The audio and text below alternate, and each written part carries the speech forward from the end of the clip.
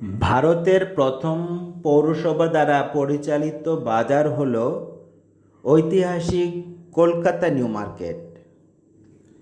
কলকাতার ধর্মতলায় অবস্থিত কলকাতা নিউ মার্কেট, যার অফিসিয়াল নাম স্যার স্টুয়ার্ট হগ মার্কেট, এটি 1874 সালের 1 জানুয়ারি প্রতিষ্ঠিত কলকাতার অন্যতম প্রাচীন ও ঐতিহাসিক বিপণী বিতান। ব্রিটিশ আমলে ইউরোপিয়ানদের চাহিদার কথা মাথায় রেখে নির্মিত এই মার্কেটটি ম্যাকিনটোশ বার্ন কর্তৃক ভিক্টোরিয়ান গথিক শৈলীতে লিন্ডসে স্ট্রিটে তৈরি করা হয়েছিল। 1871 সালে স্যার স্টুয়ার্ট হগের উদ্যোগে, যিনি কলকাতার মিউনিসিপ্যাল কর্পোরেশনের চেয়ারম্যান ছিলেন, তার উদ্যোগে এই বাজার তৈরির কাজ শুরু হয়।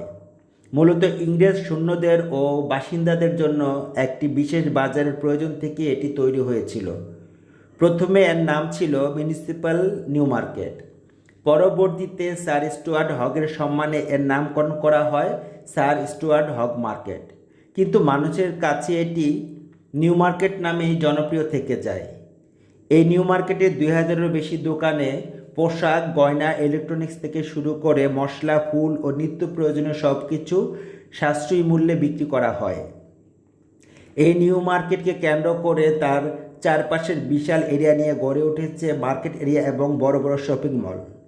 কলকাতা নিউ মার্কেট এবং তার চারপাশের এলাকা কলকাতার অন্যতম ব্যস্ত ও প্রিয় গন্তব্য।